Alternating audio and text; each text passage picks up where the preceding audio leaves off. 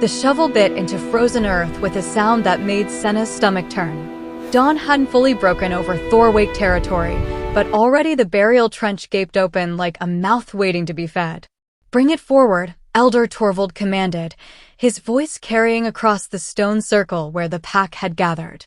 Senna's hands trembled as she cradled the small bundle against her chest. Beneath the rough cloth, she could feel warmth. Movement. A tiny heartbeat fluttering against her palm like a trapped bird. "Now, Omega." She stepped forward, her bare feet leaving prints in the frost. Around her, wolves stood in their human forms, breath steaming in the cold air. Not one of them met her eyes. This was the way it had always been. The Blackbriar Order didn't question, didn't flinch, didn't show mercy to weakness. The bundle stirred. A soft whimper escaped. "Silence it," Torvald snapped. Senna pulled back the cloth just enough to see him. Silver fur caught the first rays of sunlight, making him look almost ethereal. Beautiful. But his eyes remained closed, the lids smooth and undisturbed. 3 days old, and he hadn't opened them once. Sightless, Torvald had declared at the sorting. Defective. The soil will take what cannot serve. Now that same soil waited below. The pit was barely 3 feet deep, but deep enough. Deep enough that the screams wouldn't carry. Deep enough that by the time the sun reached its peak, there would be only silence.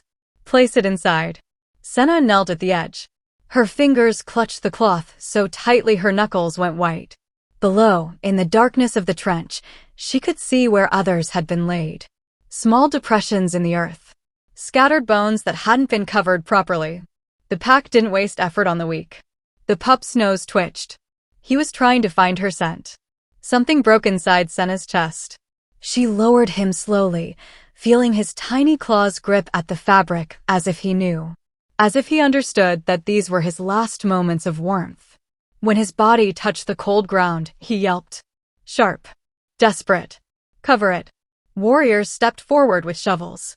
Senna was pulled back by rough hands. She watched as the first clump of dirt fell, landing on silver fur. Then another. The whimpering grew frantic. "Stop," she whispered. No one heard her. Or if they did, they didn't care. More dirt. The whimpers became muffled. Distant. "Stop." Her voice cracked. Torvald's eyes fixed on her with cold disapproval. "You forget yourself, Omega. Return to your duties." The last shovel of earth fell. The sound ceased. In its place, only the wind moving through the pines. The pack began to disperse, already forgetting. Already moving on to the day's hunts and hierarchies and petty cruelties. Senna stood frozen at the edge of the trench. Beneath several inches of soil, something moved. Just barely. A tiny shift in the disturbed earth. He was still fighting. Everyone walked away. Every single wolf returned to the stone halls of their territory, to warm fires and full bellies. To a world where weakness didn't deserve breath. Everyone except Senna. She waited until the last warrior disappeared between the trees. Waited until even the elder's footsteps faded into nothing. Then she dropped to her knees and began to dig. Her nails hit the frozen earth and immediately started bleeding. The ground was harder than she'd expected, compacted by the shovels. She clawed anyway, throwing dirt behind her in desperate handfuls. Her fingers screamed in protest. Blood mixed with soil. Asterisk, please. Please still be alive. Asterisk. Behind her, branches cracked. Senna froze. Through the trees, she could see the patrol making their rounds. 2 warriors in wolf form, massive and deadly. If they caught her, if they saw what she was doing, she'd be thrown in the pit herself. She pressed her body flat against the ground, hardly breathing. The wolves passed within 20 feet, their footfalls heavy on the frost. One of them paused, nose lifted to the wind. Asterisk, don't stop. Keep moving. Please keep moving. Asterisk. After an eternity, they continued on their path. The moment they were out of sight, Senna returned to digging.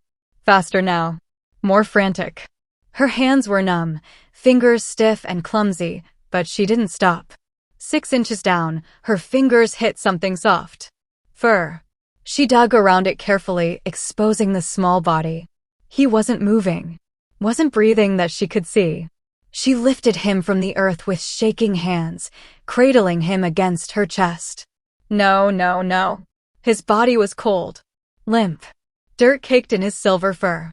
Senna pressed her ear to his tiny chest. Nothing. Then, a flutter. Faint. Irregular. But there. His heartbeat. If you're still fighting, she whispered, her voice breaking, then so am I. She wrapped him in her cloak and ran.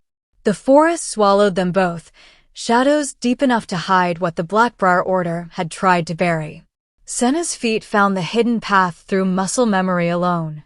She'd discovered these trails years ago, back when being Omega meant finding places to hide from the casual violence of stronger wolves.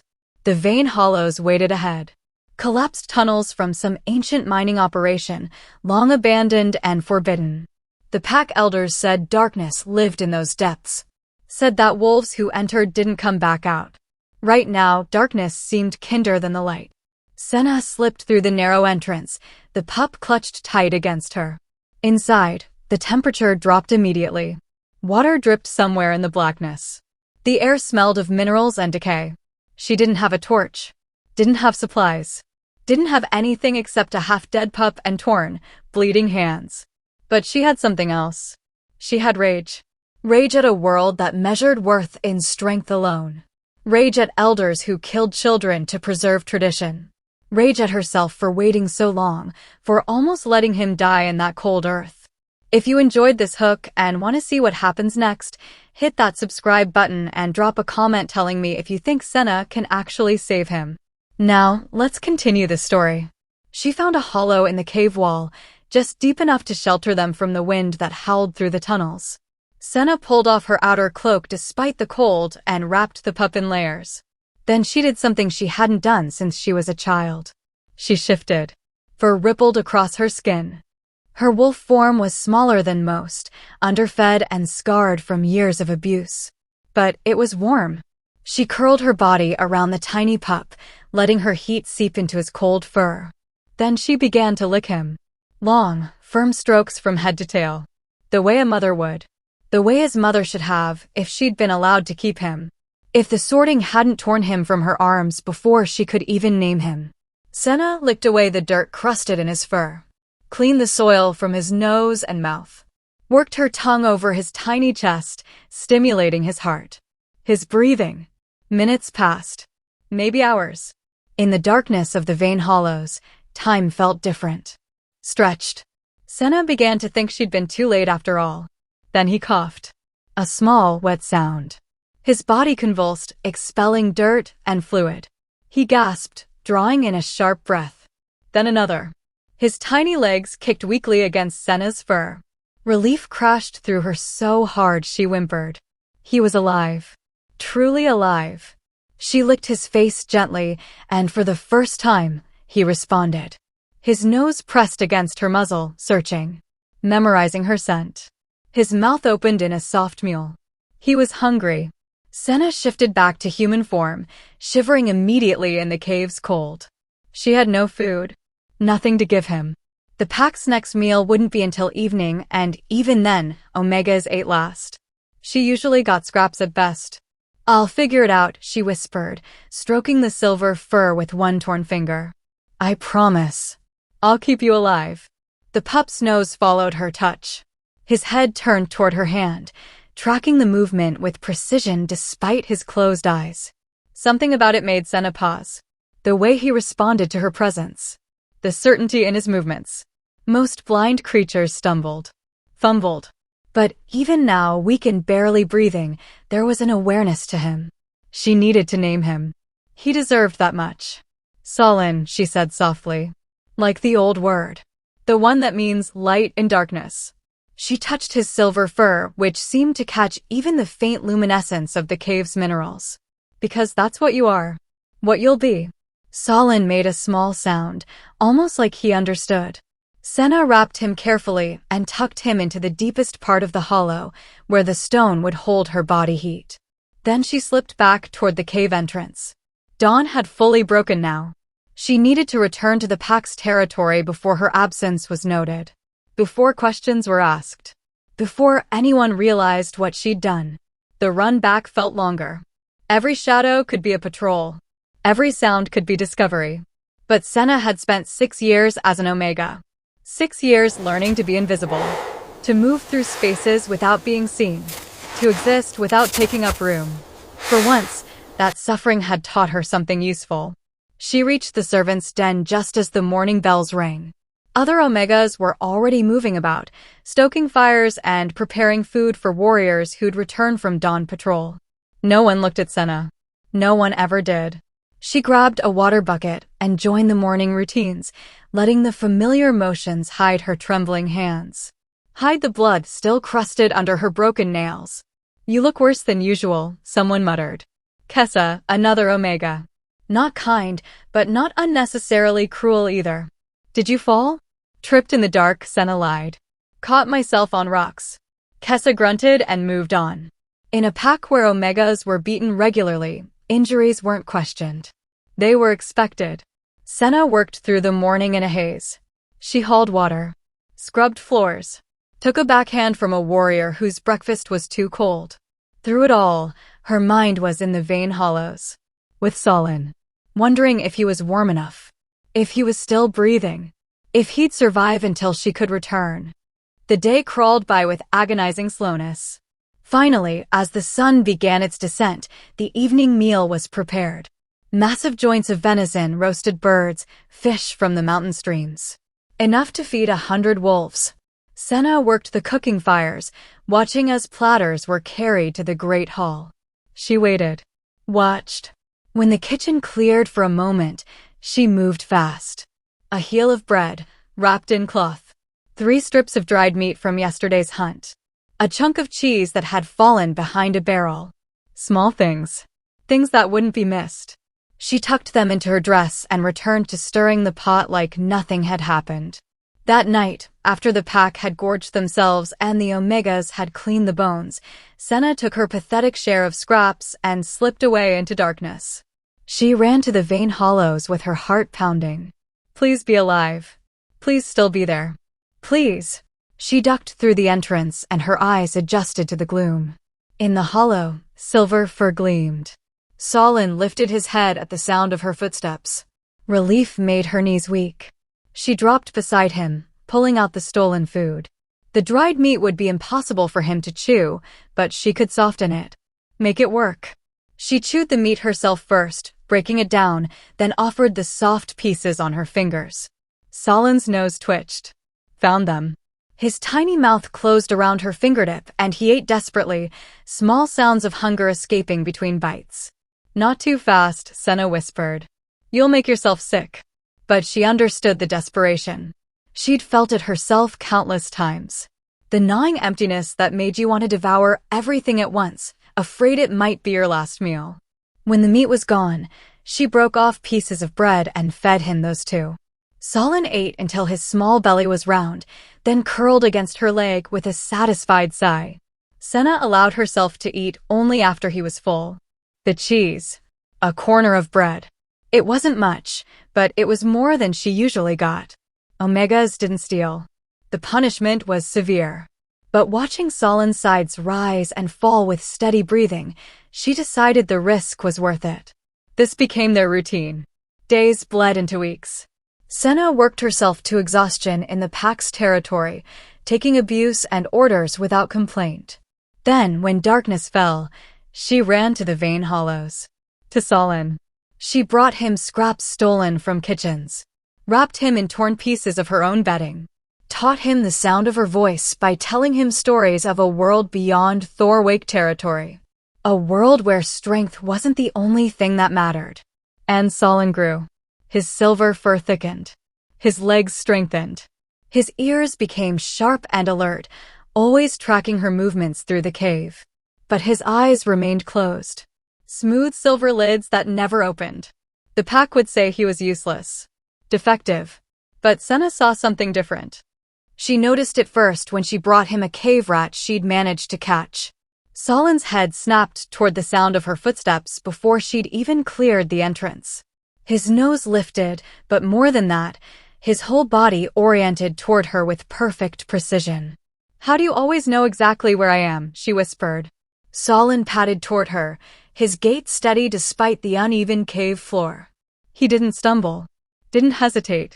His paws found solid ground every time, avoiding the loose stones and shallow pools of water as if he could see them perfectly. Senna crouched down, watching him. She moved her hand slowly to the left. Solin's head followed. She moved it right. He tracked it perfectly. You're not blind, she breathed.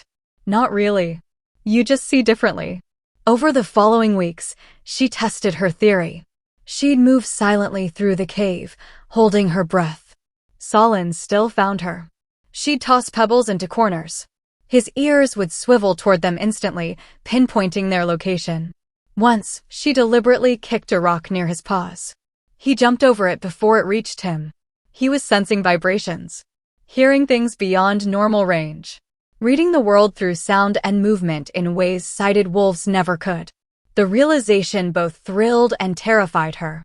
Because if Solin wasn't weak, if he was actually gifted, then the Blackbriar Order had murdered countless pups who might have been extraordinary, who might have been exactly what the pack needed. The weight of that knowledge sat heavy in Senna's chest. 2 months after she'd pulled him from the burial trench, Solin caught his first prey. Senna had been sleeping in the hollow, exhausted from a day of brutal labor. A sound woke her. Soft growling. She opened her eyes to find Solin standing over a massive cave rat, his teeth buried in its neck. The rat was nearly as large as he was. But Solin had killed it clean. How did you? Senna started. Then she understood. She'd been asleep. Hadn't made a sound. But Solin had heard the rat moving in the darkness. Had tracked it. Had hunted it down with perfect precision. He dragged the rat to her feet and sat back, tail wagging slightly. Proud. Senna's eyes burned with tears. You brilliant, perfect boy. She cooked the rat over a small fire she'd learned to build in a ventilated section of the cave. They ate together, and for the first time since this had begun, Senna felt something like hope. Maybe they could survive this. Maybe Solin could grow strong enough to defend himself. Maybe. Omega. The shout echoed from somewhere above ground. Senna's blood turned to ice. Omega Senna. Present yourself. She knew that voice, Varric Crow, brother to Alpha Harlan. Vicious and ambitious. If he'd come looking for her personally, something was very wrong. Stay here, she whispered to Solin. Stay quiet. Don't follow me. Solin whined softly, pressing against her leg. I'll come back. I promise. She ran from the cave and emerged into the forest. Varric stood 20 paces away in human form, arms crossed. 2 warriors flanked him, both shifted and massive. You're late for evening duties, Varric said coldly. Senna bowed her head immediately. Forgive me. I don't care. He stepped closer, nostrils flaring. You smell like smoke. Like cooked meat. Omegas don't get fires. Omegas eat scraps cold. Her heart hammered. I found a dead rabbit. I was hungry. Liar. Varric's hand shot out, gripping her throat. He lifted her off the ground effortlessly. Food has been going missing from the kitchens. Small amounts. The kind an Omega might steal. Senna clawed at his hand, unable to breathe. Where is it? Varric demanded. What are you hiding? Nothing, she gasped. I swear. He dropped her. Senna hit the ground hard, coughing. Search the area, Varric ordered the warriors. She's been coming to this part of the forest regularly. The patrols have noted it. No. The warriors shifted to human form and began moving through the trees. One of them was heading directly toward the Vein Hollow's entrance. Senna pushed herself up. Please. There's nothing here. I just come here to be alone. To escape. Escape. Varric's boot connected with her ribs. Pain exploded through her chest. Omegas don't get to escape. You exist to serve. That's your purpose. Your only purpose. The warrior was 10 paces from the cave entrance. Senna made a decision. She grabbed Varric's leg and bit down hard. He roared, kicking her away. But it was enough. Both warriors turned back toward them, drawn by their beta's shout. You filthy! Varric's fist crashed into her face. Her vision went white. Another blow to her stomach. She curled into a ball, taking the beating, tasting blood. But the warriors had stopped searching. They were watching her punishment instead. Enough, Varric finally said, breathing hard. Throw her in the Omega Den. 3 days without food. Maybe hunger will teach her respect. Strong hands grabbed Senna and dragged her through the forest. She didn't resist. Didn't fight. Through swelling eyes, she watched the cave entrance disappear behind the trees. Safe. Solin was still safe. The Omega Den was a stone room beneath the main hall. Cold. Dark. 12 other Omegas huddled in corners, nursing their own wounds. No one spoke to Senna when she was thrown inside. No one offered comfort. That wasn't the Omega way. You survived alone. Senna crawled to an empty corner and let the pain wash over her. Her ribs were probably cracked. Her face was swelling. Blood crusted her split lip. But Solin was alive. Hidden. Safe. She could endure 3 days for that. The first day was the hardest. Hunger gnawed at her stomach, made worse by knowing she'd eaten so little already. Her body burned through what reserves it had quickly. The second day, she slept. Dreamed of silver fur and cave darkness. The third day, she began to plan. This couldn't continue. Eventually, someone would find the cave. Would find Solin. She needed a better solution. Needed to move him somewhere safer. Or, the thought stopped her cold. Or she needed to make the pack see what she saw. Make them understand that Solin wasn't weak. That their laws were wrong. It was an impossible thought. Suicidal. Omegas didn't challenge pack law. They'd kill her for even suggesting it. But what was the alternative? Keep hiding him forever? Watch him grow strong in darkness while the pack continued murdering pups like him? The door opened on the third evening. An elder Omega gestured for Senna to leave. She stood on shaking legs and climbed the stone stairs back to the world above. The pack was gathering in the great hall. Something was happening. Warriors stood in formation. Elders whispered among themselves. At the head of the room, seated on a throne of carved bone, sat Alpha Harlan Crow. Senna had seen him before, but always from a distance. Up close, he was terrifying. Massive even in human form. Scars crossed his face and arms.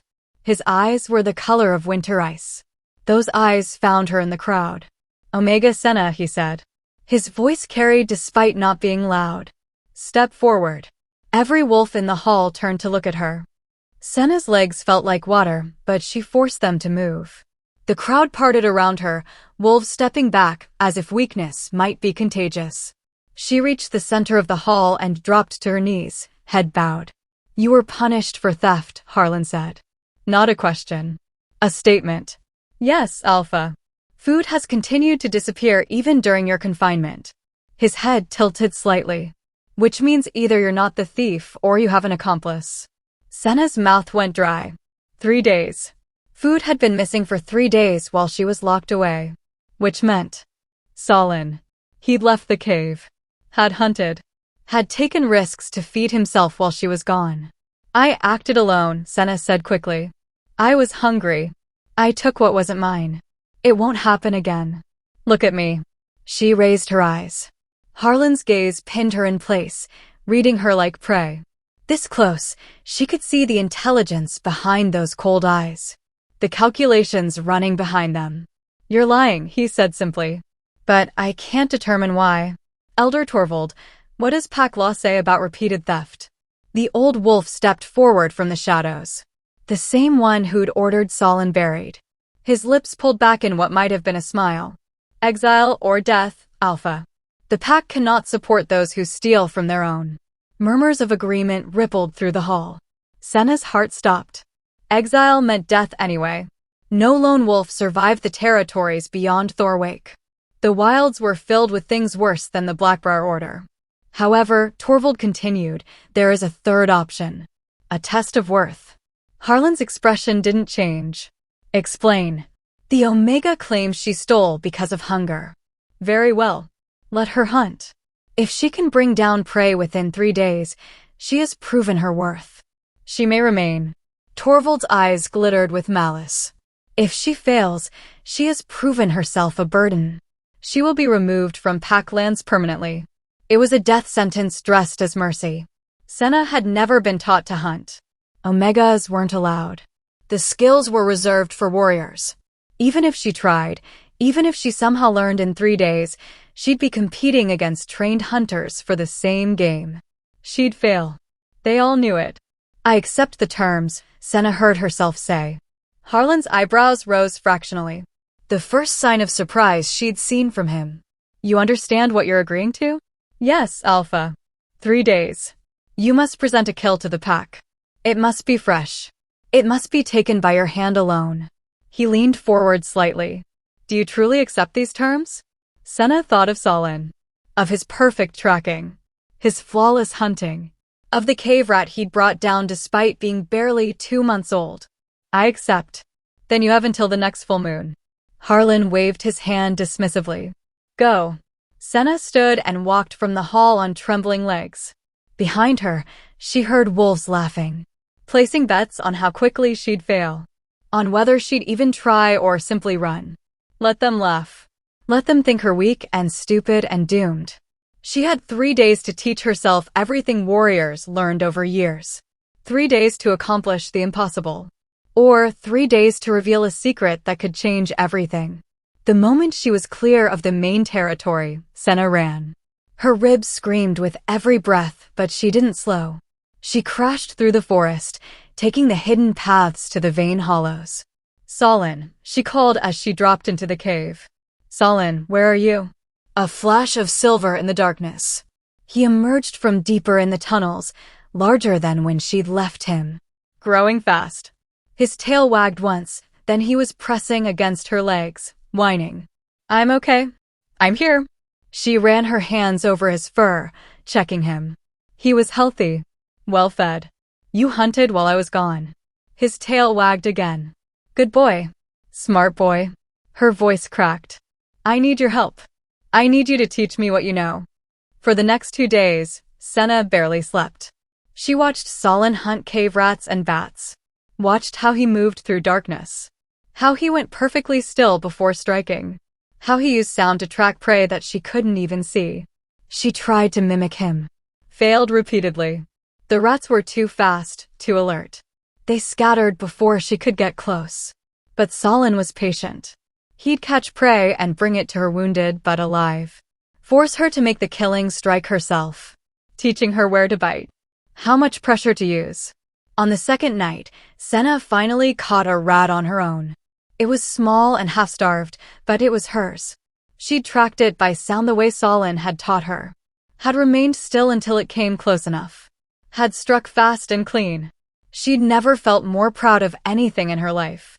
One more day, she whispered to Solin. Tomorrow I have to bring down something bigger. Something the pack will accept as a real kill. Solin's ears swiveled toward the cave entrance. He went rigid. Senna heard it a moment later. Footsteps. Multiple sets. Coming closer.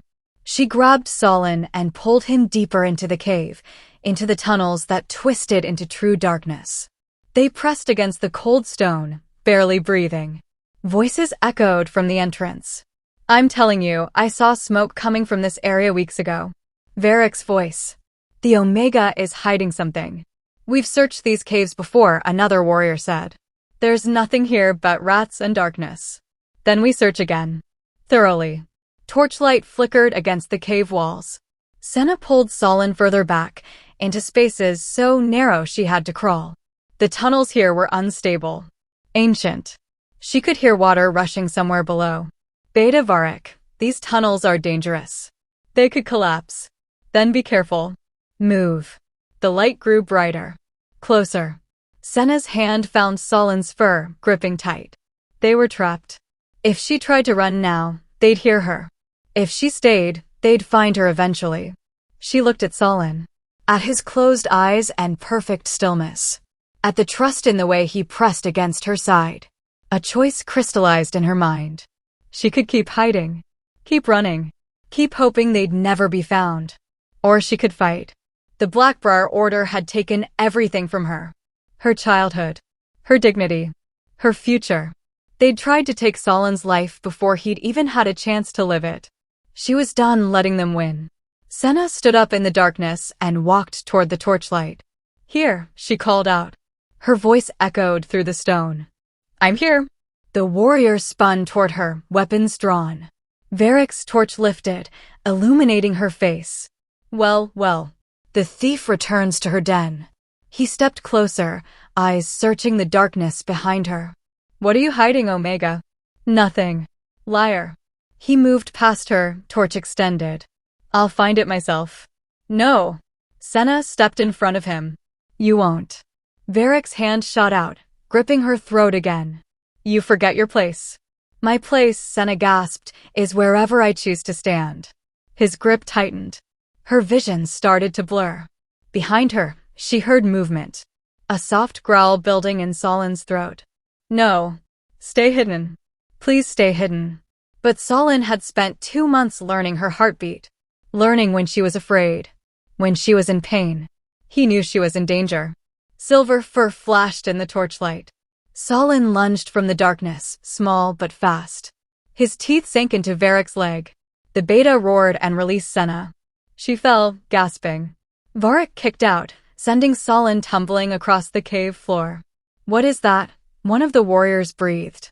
Solin regained his feet, positioning himself between Senna and the wolves. His lips pulled back, revealing small fangs. A growl rumbled from his chest, deeper than it should be for his size. "It's a pup," Varric said slowly. His eyes widened. A silver pup with closed eyes. Chapter 2. The silence that followed was worse than any beating Senna had ever taken. She watched understanding dawn on Varric's face, watched it spread to the other warriors. "The sorting," one of them whispered. 2 months ago. There was a blind pup. Buried alive, another added. "I saw it myself." Varric's expression shifted from confusion to rage. "You dug it up. You saved the defective." "He's not defective," Senna said. She pushed herself to her feet, standing beside Solin. "He's stronger than any of you." "Stronger." Varric laughed, the sound harsh and ugly. "It can't even open its eyes." "He doesn't need to." Senna's hand dropped to Solin's head. "He killed the rat that bit your leg 3 weeks ago. The one that got infected. The one you told everyone was a training wound." Varric's face darkened. "You've been watching me?" "He has." "He tracks everything that moves through these woods. Knows every patrol route. Every hiding spot. He catches prey in complete darkness that you couldn't find at noon." She felt reckless now, past caring about consequences. "The pack buries power because you're afraid of what you don't understand." "Enough." Varric drew his blade. "The law is clear. Defective pups are culled. You've violated the sorting. You've stolen from the pack. You'll both die here." The warriors moved to flank them. 3 grown wolves against an omega and a pup. There was no question how this would end. Solin's growl intensified. His small body tensed, ready to fight even though he'd lose. "Wait." Everyone froze. The voice came from the cave entrance, cold and commanding. Alpha Harlan Crow stepped into the torchlight. Senna's breath caught. How long had he been there? What had he heard? "Alpha," Varric bowed slightly. "This Omega has broken sacred law." I heard." Harlan's eyes fixed on Solin. "I heard everything." He walked forward slowly. The warriors parted for him immediately. Solin's hackles raised, but he didn't back down, didn't show fear even as the most dangerous wolf in the territory approached. Harlan stopped 3 feet away. "Let me see it." "Alpha, it should be destroyed immediately," Torvald's voice echoed from behind Harlan. The elder had followed him into the cave. "The law states." "I know what the law states. I wrote half of it." Harlan crouched down, bringing himself to Solin's level. "Come here, pup."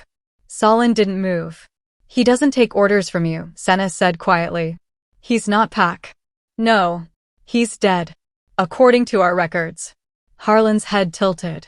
Yet here he stands. Breathing. Growing. Defending. His eyes flicked to the cave rat carcass in the corner. "Hunting. He's survived because you committed treason." Harlan stood. "You defied the sorting. Stole pack resources. Harbored the condemned." He looked at her fully then, and Senna couldn't read his expression. Any one of these crimes carries a death sentence. This was it. The end she'd known was coming since the moment she'd started digging in that burial trench. I know, Senna said. But I'd do it again. I'd do it 1,000 times. Because your law is wrong. Gasps echoed through the cave. No one spoke to an alpha that way. No one challenged pack law directly. Harlan's expression didn't change. Explain. The Blackbriar Order claims strength is everything. That weakness deserves death. But you're killing your own strength. Senna gestured to Solin. He's 2 months old and hunts better than wolves twice his age. He navigates in absolute darkness. He senses threats before they appear. Imagine what he'll be able to do in a year. In 5 years. It doesn't matter what gifts he has, Torvald interrupted. He's sightless. Imperfect. The sorting exists to maintain purity. Purity? Senna laughed bitterly. You're burying children. Murdering pups who could have been extraordinary. How is that pure? Watch your tongue, Omega, Varric snarled. You have no right. Let her speak. Harlan's command silenced his brother instantly. Continue. Senna's heart pounded. She'd never have this chance again. Might as well burn every bridge. Strength isn't just fangs and muscle. It's adaptation. Evolution. The world beyond Thorwake is changing. Other packs are growing, learning, adapting. But we're still following laws made generations ago. Still killing anything that's different. She looked at Torvald. You bury our future because you're afraid it might be better than the past. Heresy, Torvald hissed. Truth, Senna shot back. And you know it. That's why the Order has grown weaker every generation. Why our territory shrinks while others expand. Why we have to enforce loyalty through fear instead of earning it through respect. Alpha, I must insist, Torvald began. Quiet. Harlan was staring at Solin again. Something shifted in his expression. Come here, pup. Let me see you properly. This time, Solin responded. He walked forward slowly, head high despite his small size. He stopped just in front of Harlan and sat, tail still. Harlan reached out slowly. Solin's nose twitched, but he allowed the alpha to touch him. Harlan's hand traced through silver fur, down his neck, across his chest. Then Harlan went completely still. Impossible, he breathed. His fingers had found something. He pulled back Solin's fur, revealing skin beneath. There, over the pup's heart, was a mark. A spiral. Dark against silver fur, perfectly symmetrical. Torvald made a strangled sound. No, it can't be. What is it? Varric demanded. Harlan's face had gone pale. The moon sign. The words fell like stones into water, ripples of shock spreading through every wolf present. Senna had heard the term before, whispered in old stories the Omegas told each other. Legends of marked wolves who could see futures, read hearts, lead packs to glory or ruin. She'd thought they were just stories. Destroy it now, Torvald's voice cracked with panic. Before it's too late. Before what? Harlan stood, and there was steel in his voice now. Before we kill another one? Silence. Another one? Senna whispered. Harlan turned to Torvald. Tell them what you've done. The elder's face had gone gray. Alpha, I acted to protect the pack. Tell them. Torvald's shoulders sagged. When he spoke, his voice was hollow. The moon sign appears once every generation. Maybe less. We've known about it for centuries. He wouldn't meet anyone's eyes. Every marked pup has been identified at the sorting. Everyone has been buried. How many? Senna demanded. 12. That I know of. Perhaps more before my time. 12 pups. 12 children murdered not for being weak, but for being powerful. For carrying a mark that frightened old wolves clinging to control. Why? Varric asked. For once, he sounded genuinely shaken. If they were gifted, why kill them? Because of the prophecy, Harlan said quietly. He was looking at Solin with an expression Senna couldn't decipher. The old words. The ones we don't speak anymore. Superstition, Torvald protested weakly. Recite it, Harlan commanded. Torvald closed his eyes. When he spoke, it was in the old tongue, the words that predated modern pack language. Then he translated. The wolf without sight will see what leaders cannot. The wolf marked by moon will lead by truth, not tooth. When the buried rises, the old order falls. When the weak are cherished, the strong shall stand tall. The words hung in the air like smoke. You killed children, Senna said slowly, because you were afraid they'd change things. Afraid they'd prove your laws wrong. I protected tradition, Torvald said. Protected the pack from chaos. You protected yourself, Harlan interrupted. His voice was colder than Senna had ever heard it. Protected your position. Your power. How many great leaders did we bury, Torvald? How many wolves who could have saved us? Alpha, please understand, Torvald began. Understand. Harlan's control cracked. His voice rose, echoing off stone walls. You murdered children. You twisted our laws to maintain control. You made me complicit in genocide. You knew. Varric stared at his brother. You knew about the moonsign pups? Not until 3 years ago. Harlan's jaw clenched. Torvald confessed on his deathbed. Or what he thought was his deathbed. He recovered, and I let it continue. Told myself he must have had good reasons. That the elders knew better. He looked at Solin, and something broke in his expression. I was a coward. I let fear guide me instead of conscience. I became the kind of alpha who prioritizes order over justice. His hands curled into fists. No more. Brother, Varric said carefully. Think about what you're saying. If you acknowledge the pup, if you overturn the sorting laws, the pack will fracture. Half the warriors still believe in the old ways. Then let them leave. Harlan's eyes blazed. I'm done leading wolves who think strength means crushing the different. Who think power comes from making others small. The other territories will see this as weakness, Torvald warned. They'll attack. Let them try. Harlan turned to Senna. The Omega Hunt. You have 1 day remaining to present a kill. Senna blinked. Do you still intend to participate? She looked at Solin, then back at Harlan. Yes, Alpha. Then I'll be watching. He moved toward the cave entrance, then paused.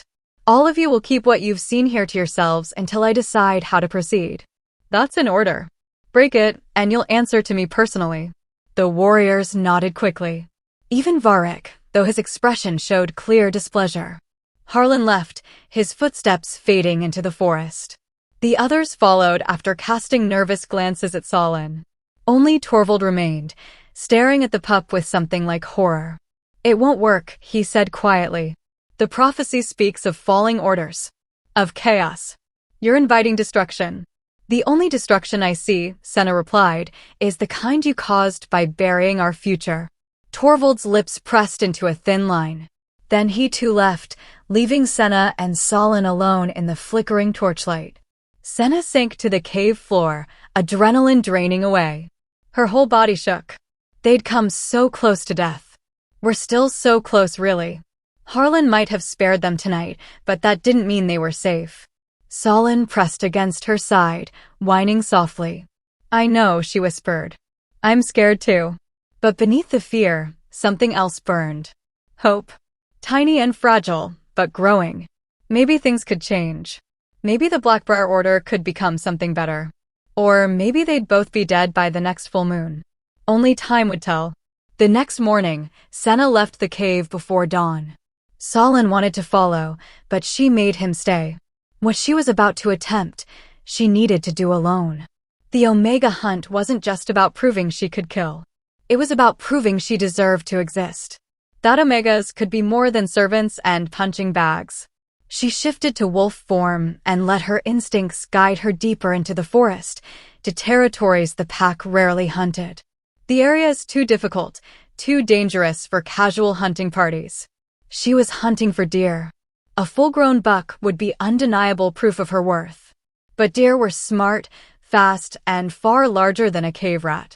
She tracked for hours, following scent trails that grew cold or diverged into nothing. Her stomach cramped with hunger. Her paws ached from the unfamiliar exertion. Then she heard it. The crack of branches. Heavy footfalls. A buck, massive and proud, drinking from a stream. Senna's heart raced. She was downwind. He hadn't noticed her yet. But she'd only get one chance at this. If she missed, if she hesitated, he'd bolt and she'd never catch him. She thought of Solin. Of how he moved. Perfect stillness before explosive action. She crept forward, each paw placed with agonizing care. Closer. Closer. The buck's head lifted, ears swiveling. Senna lunged. She hit him hard, aiming for the neck the way Solin had taught her with the rats. But the buck was strong. He reared, throwing her off. His hooves came down hard, one catching her shoulder. Pain exploded through her. But Senna didn't let go of his neck. Couldn't let go. This was everything. Her life. Solin's future. The proof that Omegas could be strong. The buck thrashed. Dragged her through the stream. Slammed her against trees. Senna's jaw locked tighter. Her teeth found the jugular. Hot blood filled her mouth. The buck's movement slowed. Weakened. Finally stopped.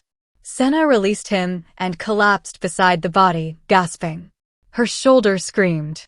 She might have broken ribs. Everything hurt. But she'd done it.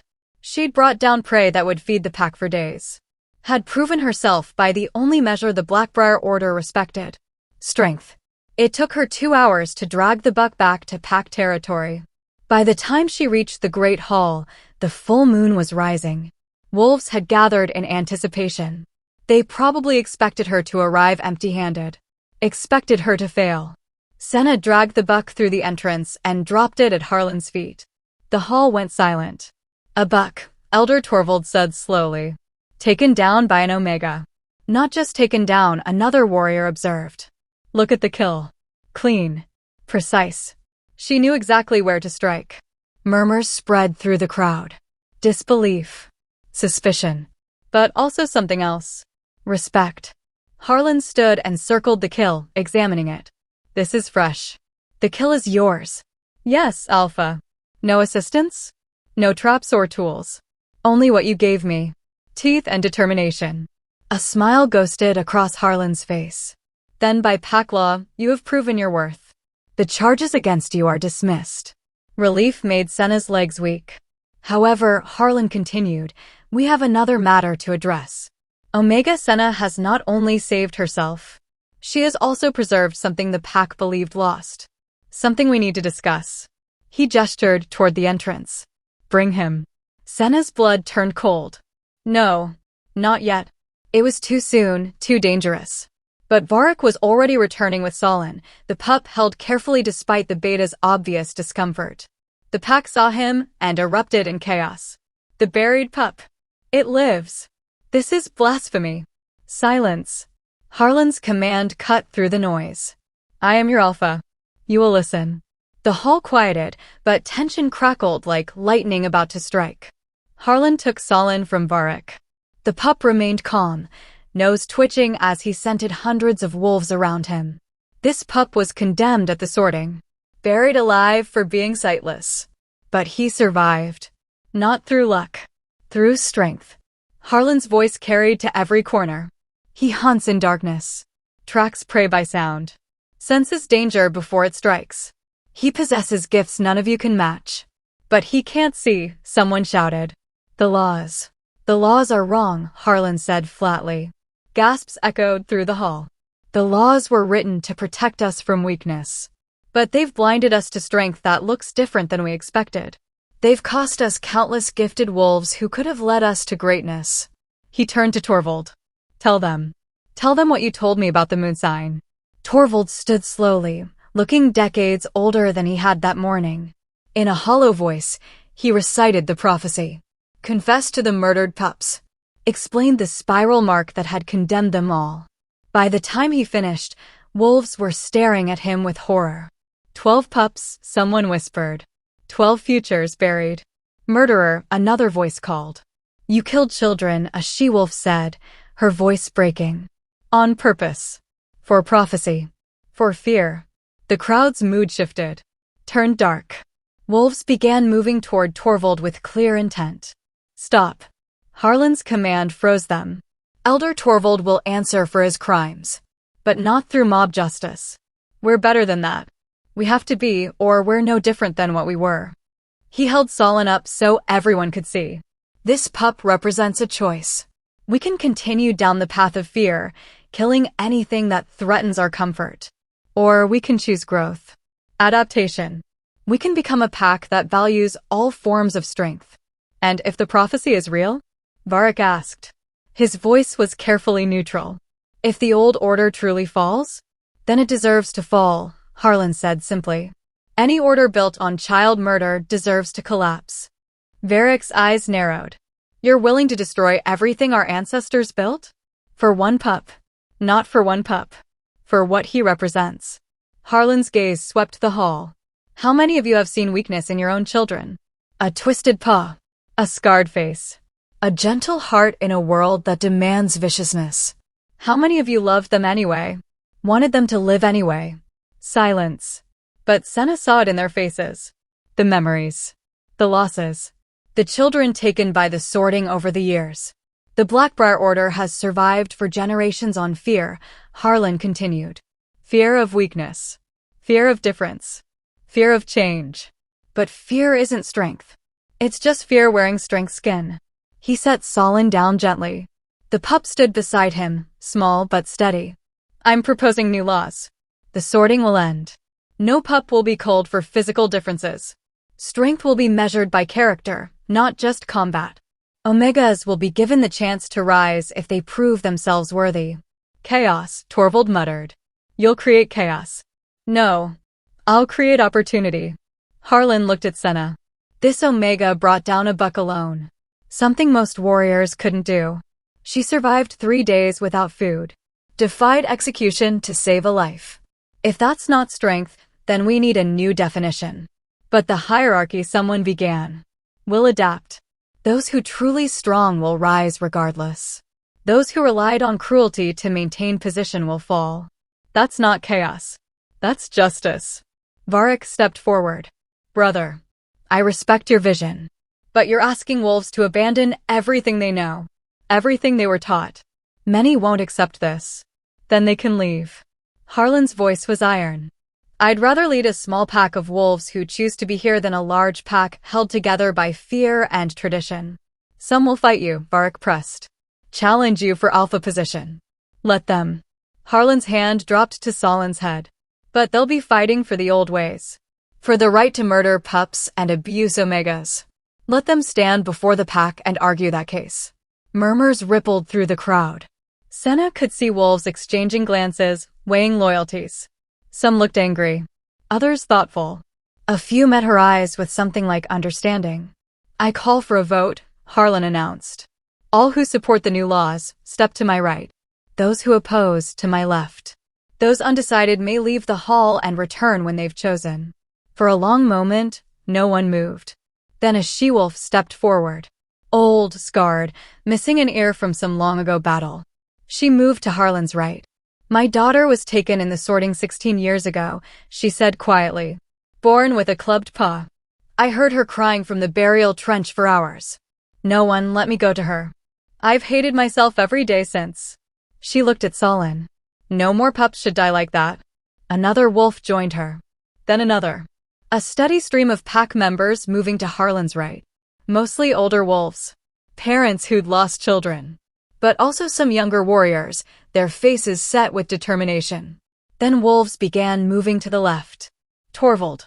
Several elders. Warriors who'd grown powerful under the old system. Varric hesitated, then joined them. His expression was regretful but resolute. I'm sorry, brother, he said. But I can't support this. The pack needs stability. Structure.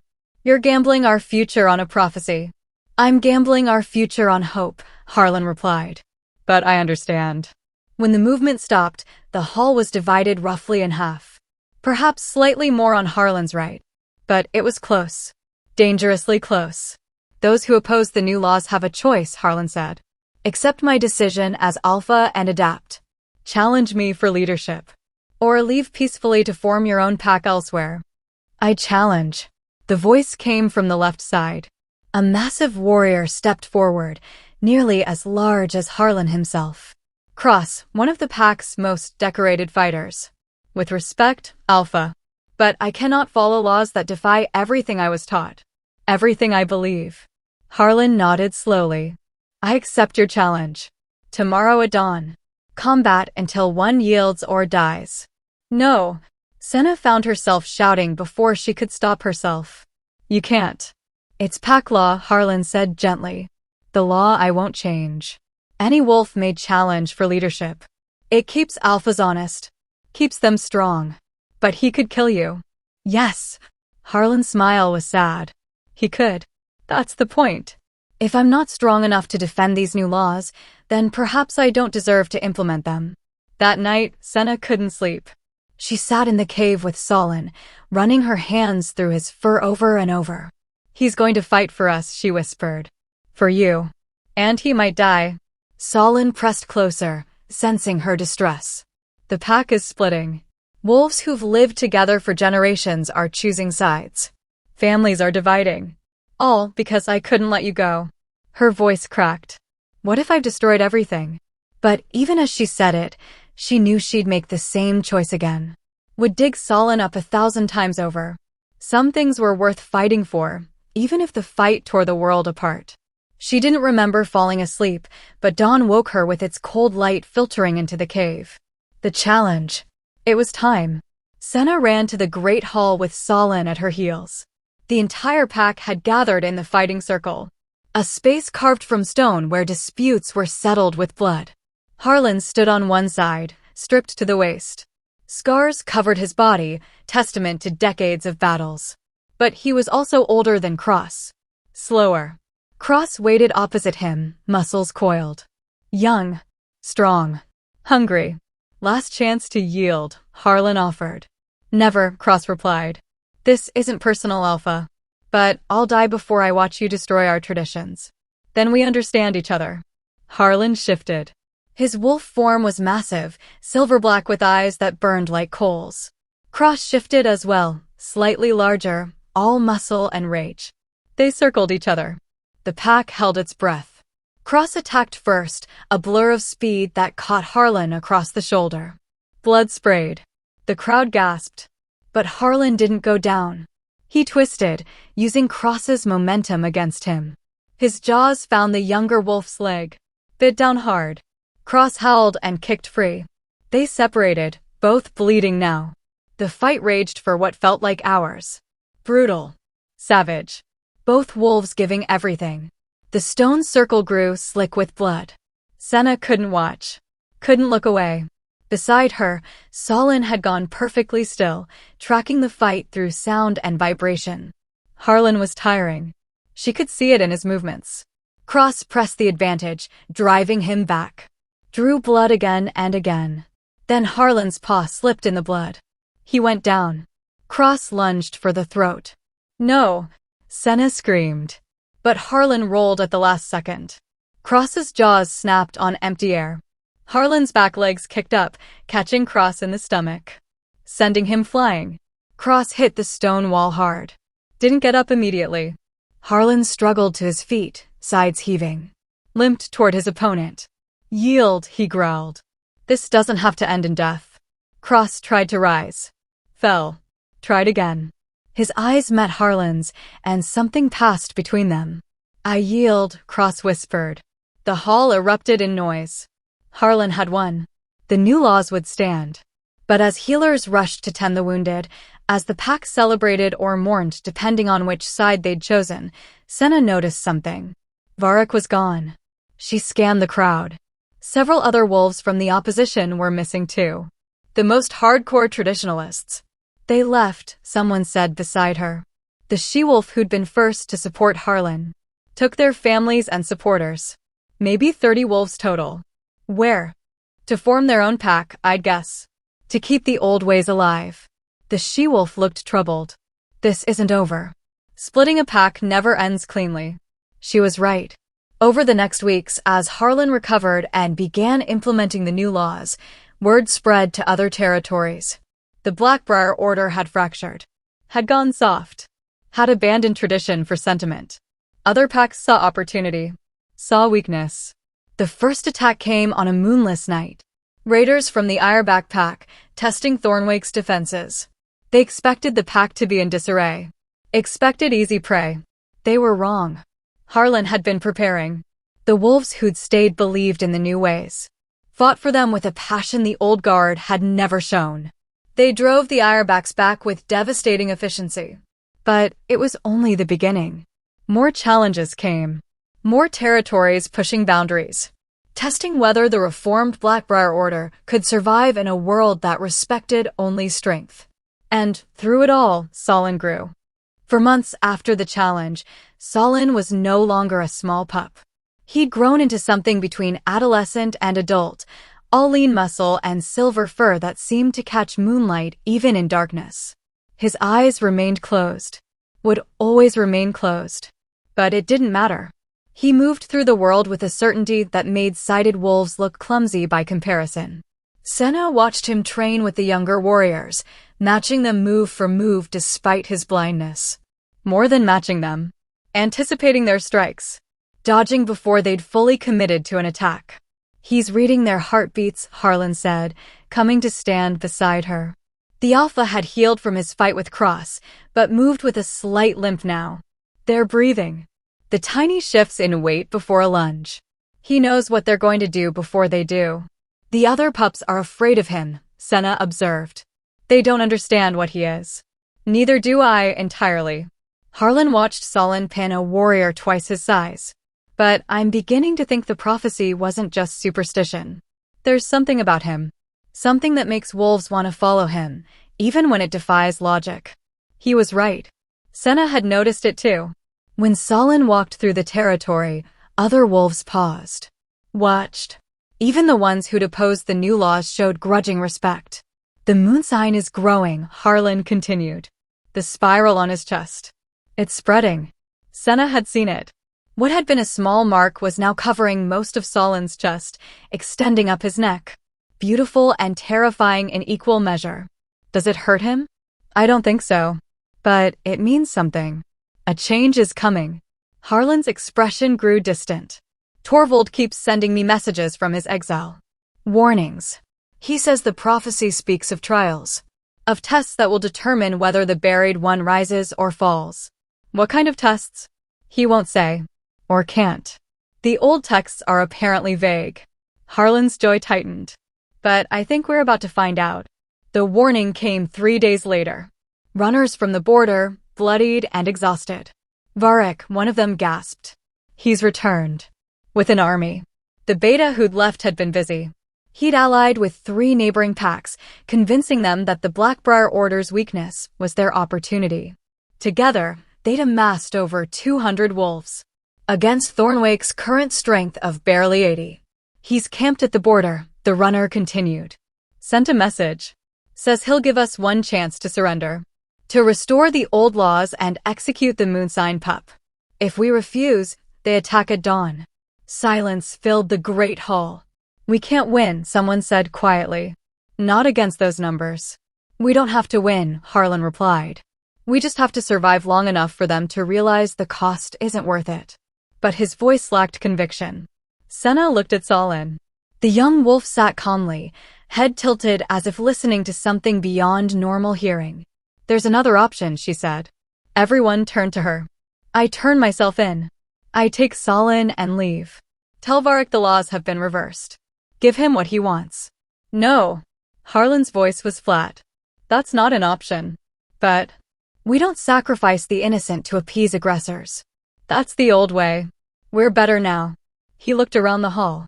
Any wolf who wants to leave may do so. I won't force anyone to fight a losing battle. But I'm staying. I'm defending our new laws and the wolves who represent them. I'm staying, the scarred she-wolf said immediately.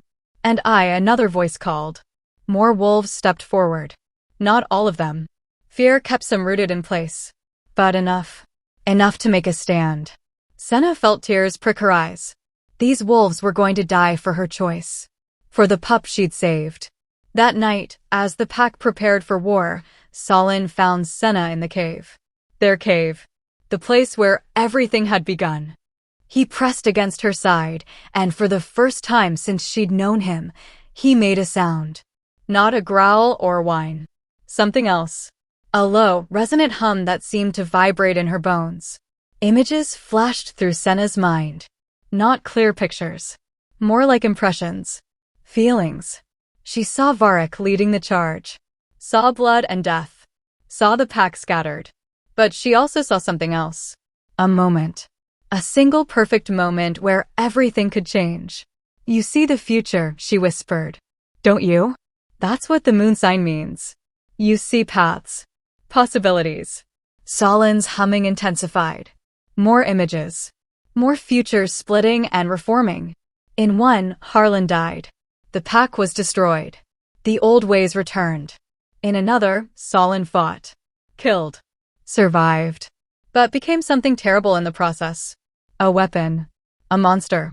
In a third, something else happened. Something Senna couldn't quite see. But it felt like hope. Show me, she said. Show me what we need to do. Dawn came too fast. The pack assembled at the border, warriors in front, the weak and young hidden in the caves. Harlan stood at the center, Senna on one side, Solin on the other. Across the field, Varric's army waited. 200 wolves, all shifted to their fighting forms. Massive. Terrifying. Varric himself stood in human form at their head. Brother, he called across the distance. I'm giving you one final chance. Restore the old laws. Execute the abomination. I'll forgive this madness, and we can rebuild together. The pup's name is Solin, Harlan called back. And he's not an abomination. He's the future you're too afraid to see. Then you choose death. I choose principle over convenience. That's what makes me alpha. Varric's expression hardened. So be it. Attack. The army surged forward like a wave. Harlan's pack braced themselves. Then Solin stepped forward. He walked past Harlan, past the defensive line, into the space between the armies. Alone. Solin, no. Senna screamed. But he didn't stop. He continued walking until he stood in the center of no man's land. Then he sat. Perfectly still.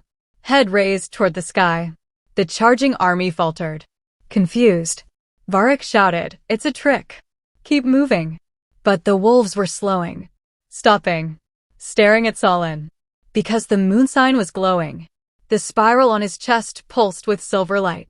Bright enough to see even in the dawn sun. It spread across his body, tracing patterns through his fur. And Solin opened his mouth and howled. The sound was impossible. Too deep for his size. Too resonant. It echoed off the mountains, off the trees, off the sky itself. Every wolf within hearing distance froze.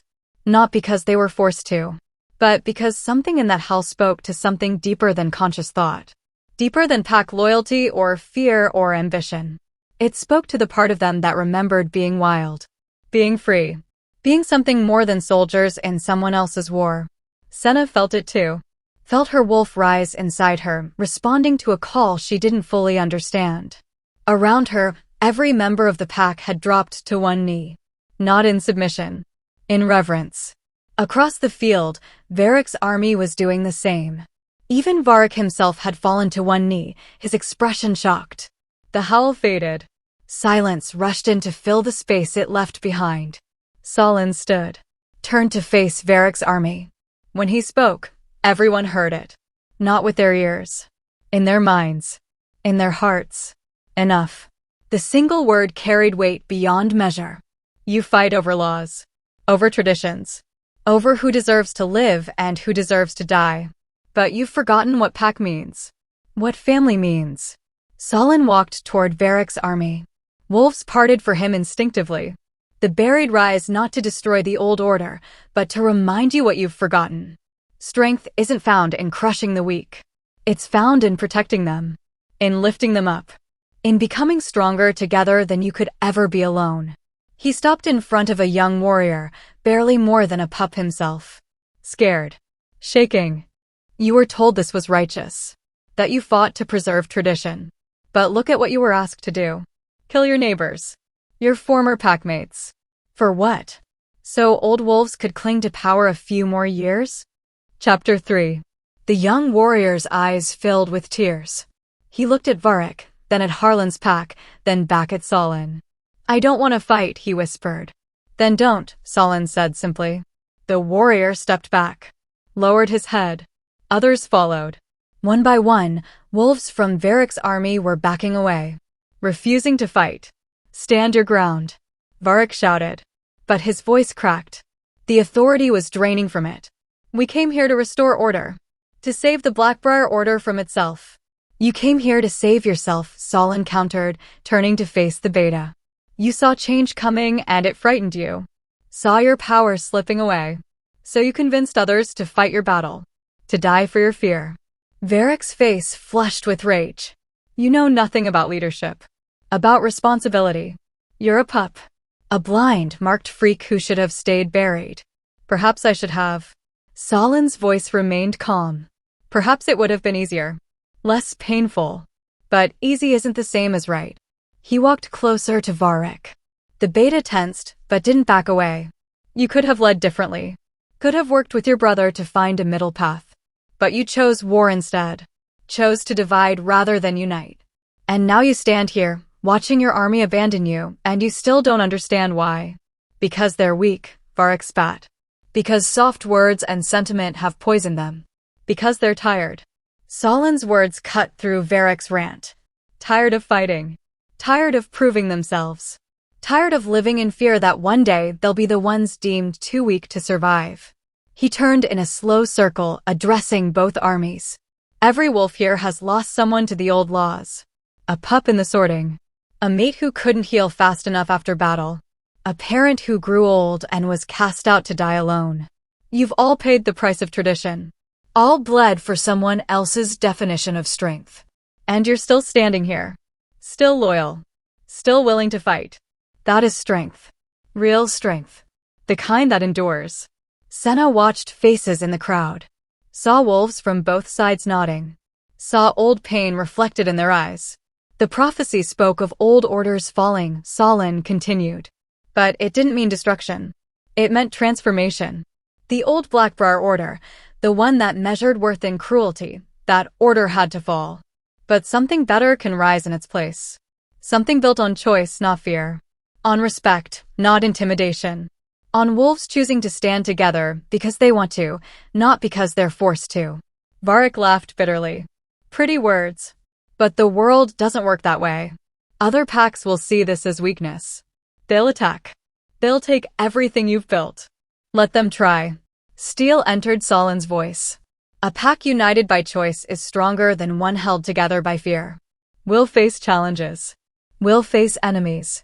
But we'll face them together. All of us. He looked directly at Varric.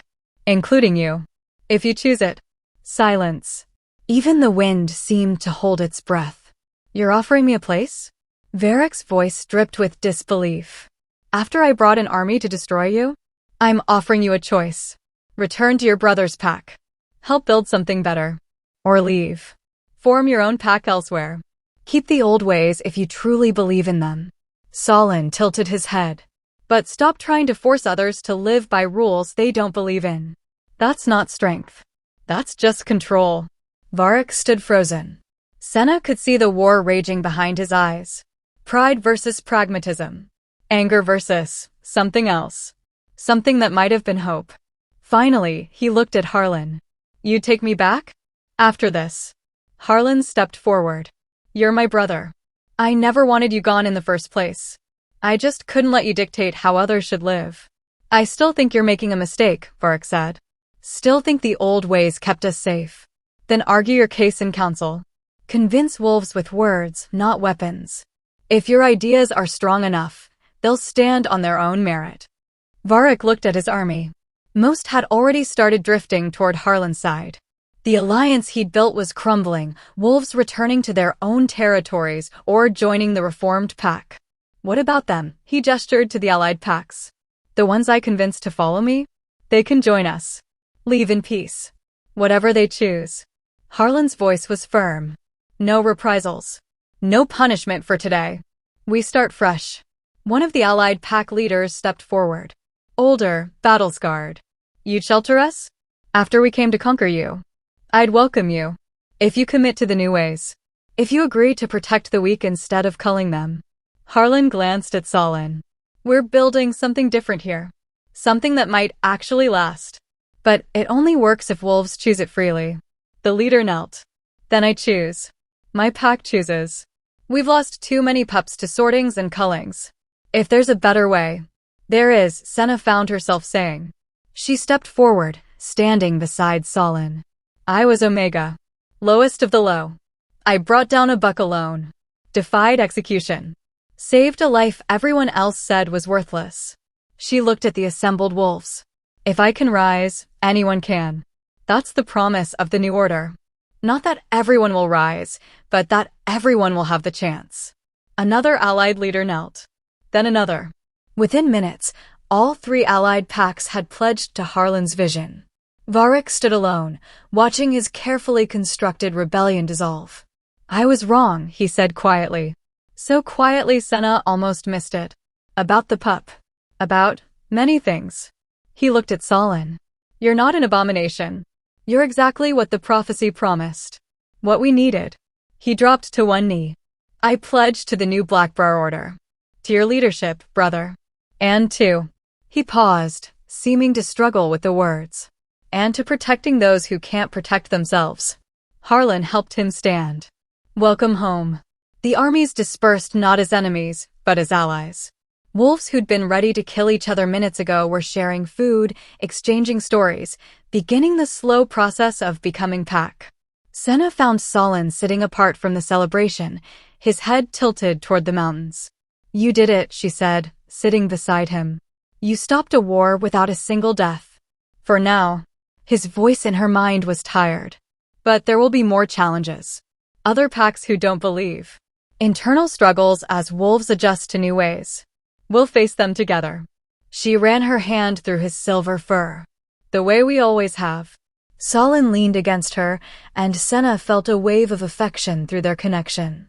I never thanked you. For digging me up. For choosing to save me when everyone else walked away. You don't need to thank me. You saved me too. Gave me purpose. Made me believe I could be more than what others said I was. They sat in comfortable silence as the sun climbed higher. Behind them, the pack celebrated. A new pack. A better pack. But Senna knew Solin was right. This was just the beginning. Over the following months, the reformed Blackbriar Order grew. Word spread of the blind wolf who'd stopped a war with words. Of the alpha who'd chosen principle over tradition. Of omegas rising to become warriors. Wolves from other territories came to see if the stories were true. Some stayed. Some returned to their own packs with new ideas. The sorting was abolished officially.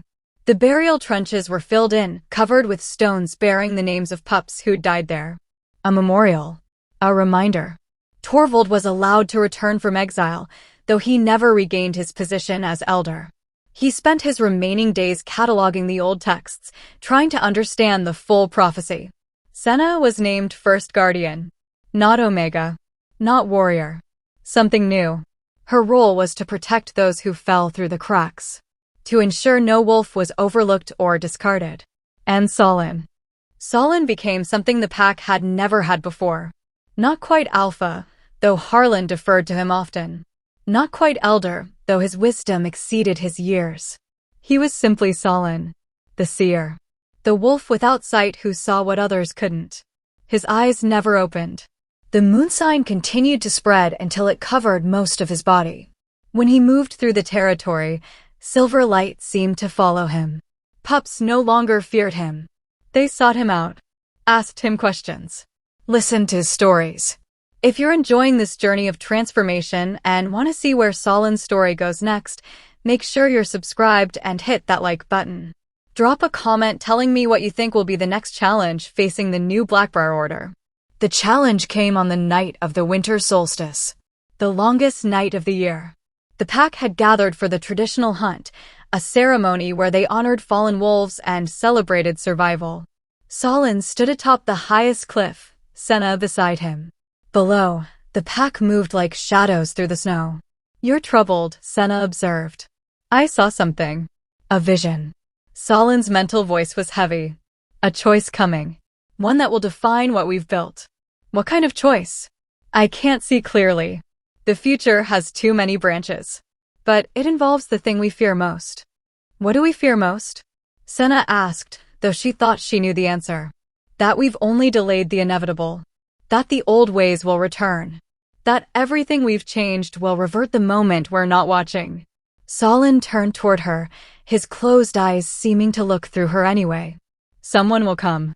Someone who believes in the old laws with absolute certainty.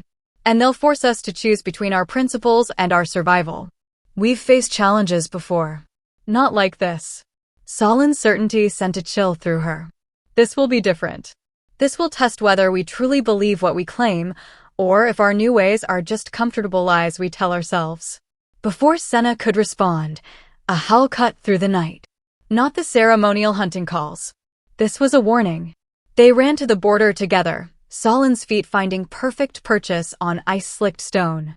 The pack was already gathering, warriors shifting to defensive positions. At the border stood a single wolf. Ancient. Massive. His fur was white with age, his eyes milky with cataracts. But power radiated from him like heat from a forge. Harlan stepped forward. Identify yourself. I am Mortius. The old wolf's voice creaked like breaking ice.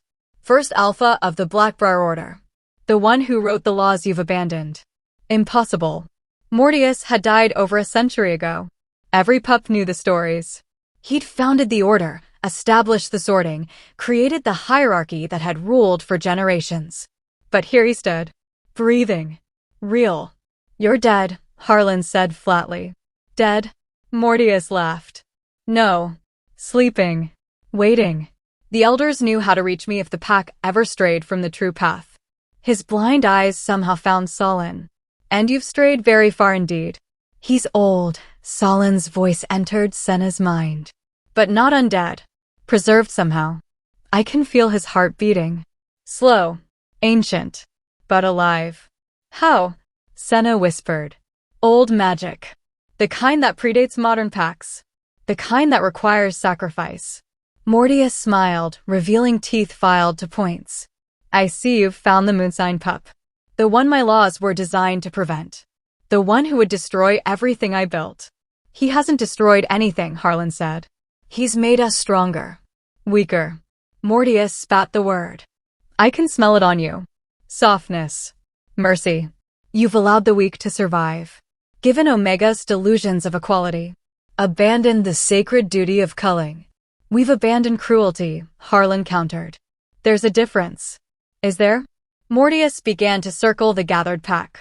Despite his age, despite his blindness, he moved with predatory grace. Tell me, young Alpha, how many pups have you lost to other packs since you abandoned the sorting? Harlan's jaw tightened. 3. And before the change? None. But 3 pups killed by enemies who saw your weakness and struck. 3 deaths that could have been prevented if you'd maintained strength. Mortius's voice rose. My laws kept this pack alive for 100 years. Kept us feared. Respected.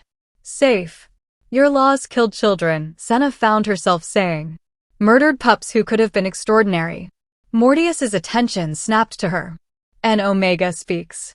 How progressive. Tell me, little Omega, how many of your elevated weaklings have contributed to the pack's survival? How many have fought off raiders? How many have led successful hunts? Senna opened her mouth. Closed it. The truth was, most of the former Omegas were still learning. Still adjusting. They hadn't had time to prove themselves in traditional ways. Exactly. Mortius smiled. You've gambled the pack's future on sentiment. On hope. On the pretty lies told by a blind pup who sees visions. He's goading us, Solin warned. Trying to make us angry. Don't engage. But Harlan was already stepping forward. You're right about one thing. We've changed. But change isn't weakness. It's adaptation. Evolution. Your laws worked for your time. They don't work for ours. My time? Mortius laughed. Child, time doesn't change what wolves are. Predators. Hunters. Survivors.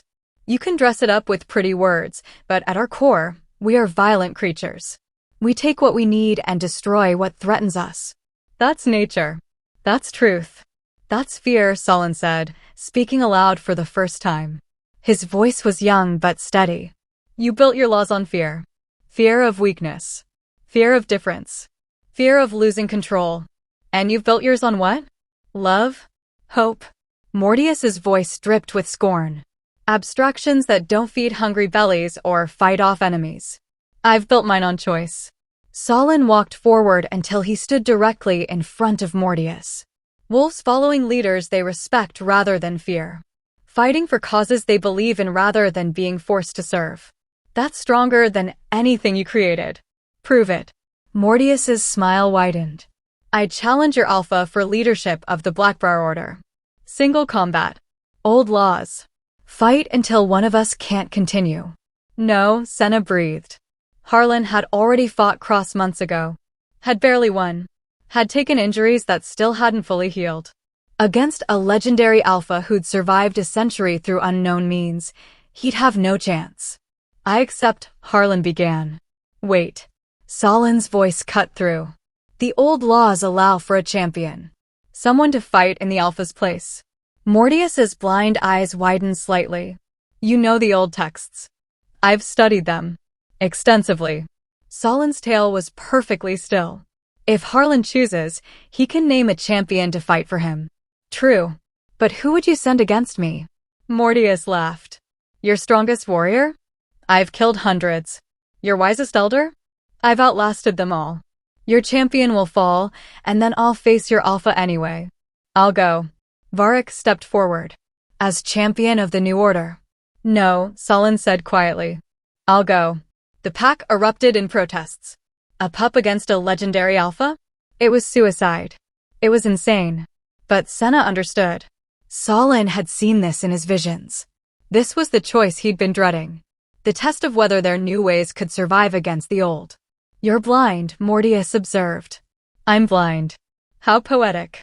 But I've had a century to learn to fight without sight. You've had what? Months. Long enough. Very well. Mortius settled into a fighting stance. Let's see if the moon sign lives up to its legend. The pack cleared a space.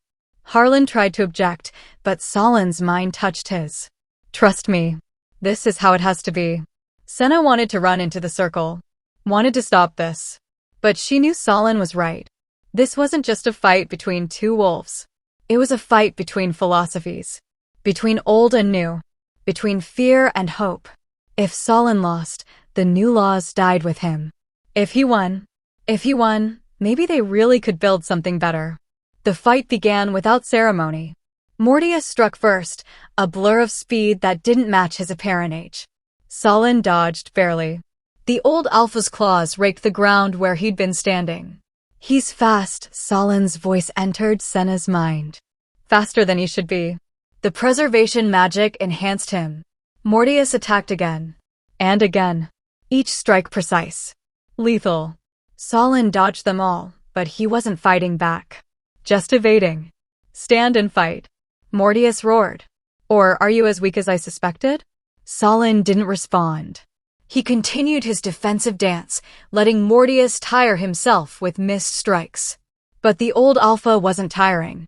If anything, he was speeding up. Senna's heart clenched as Mortius's claws finally connected, tearing through Solin's shoulder. Blood sprayed silver in the moonlight. Solin stumbled. Mortius pressed the advantage, driving him back toward the cliff edge. This is what your new order brings. Mortius shouted for the pack to hear. Weakness. Defeat. Your champion falls and your dreams fall with him. Solin's back paws found the cliff edge. One more step and he'd plunge into darkness. Then he smiled. Now I know your pattern.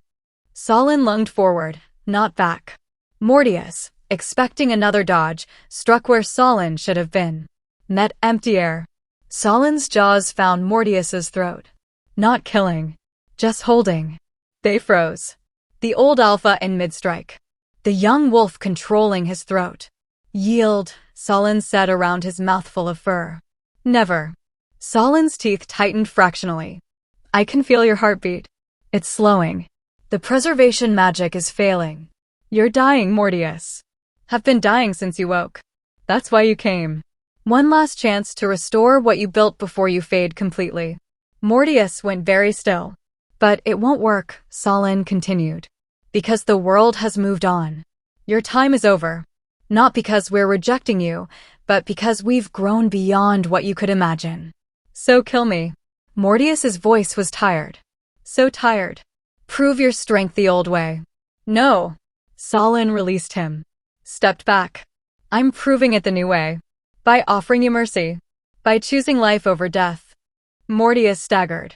The pack could see it now, he was fading. The white fur was losing color. The solid form becoming translucent at the edges. You're letting me go? The old alpha sounded genuinely confused. After I challenged everything you believe? Threatened your pack? Yes. Solin's voice was gentle. Because you're not our enemy. You're our past. And we honor our past, even when we choose different futures. Mortius sank to the ground. Around him, the air shimmered. The preservation magic was unraveling. I don't understand you, he whispered. Any of you. In my time, mercy was weakness. Compassion was death. Then your time was harder than ours needs to be. Harlan approached slowly. You did what you thought necessary to survive. We're grateful. But we can do better now. We have to try. Mortius's laugh was bitter. You'll fail. Enemies will come.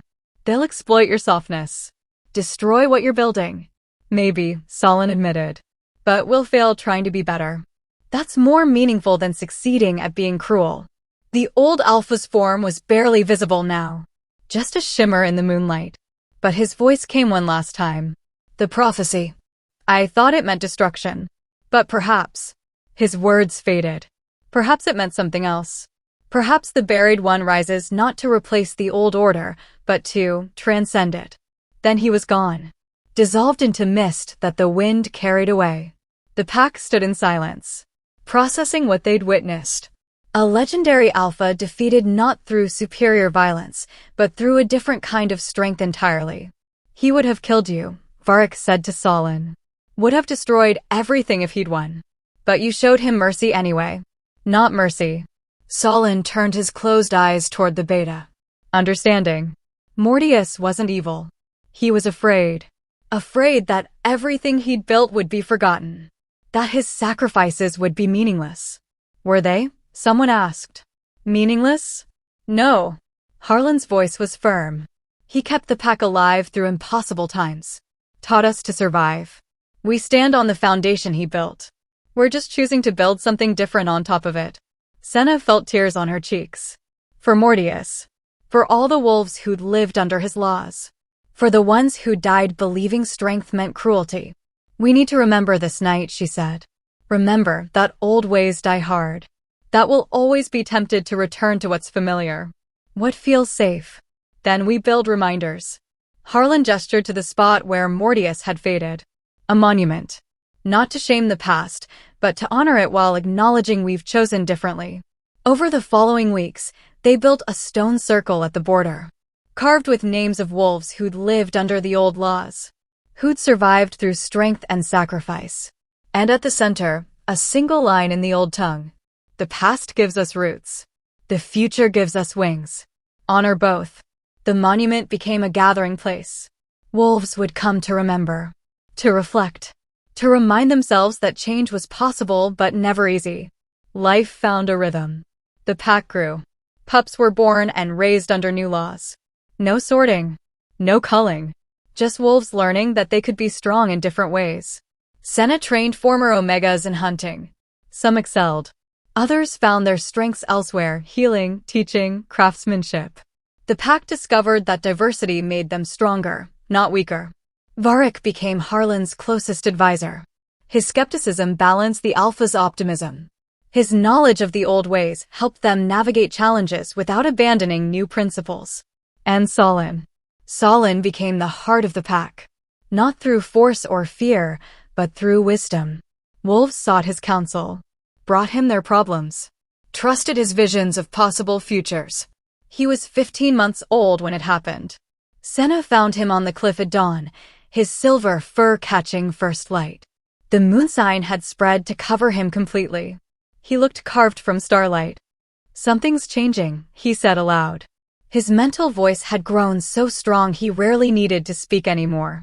But this felt important enough for words. What do you see? Not see. Feel. He turned toward her, and for the first time in his life, Solin's eyes began to open. Senna's breath caught. She'd never thought, had never imagined. The lids parted slowly. Beneath them, not eyes. Light. Pure silver light that looked like captured moonbeams. Solin. I'm not becoming sighted, he said, understanding her thoughts. This is something else. The moon sign reaching its final form. I can see now, but not the way others see. I see everything. Every possible future. Every choice. Every consequence. That sounds overwhelming. It is. He smiled. But also beautiful. I can see what we're building. All the paths it might take. The challenges ahead. The triumphs. The failures. And? Senna's voice shook. Do we make it? Does the new order survive? Solin was quiet for a long moment. That depends on the choices we make. On whether we hold to our principles when they're tested. But I can tell you this, we have a chance. A real chance. That's more than the old order ever gave anyone. He stood, and Senna noticed he was taller than her now.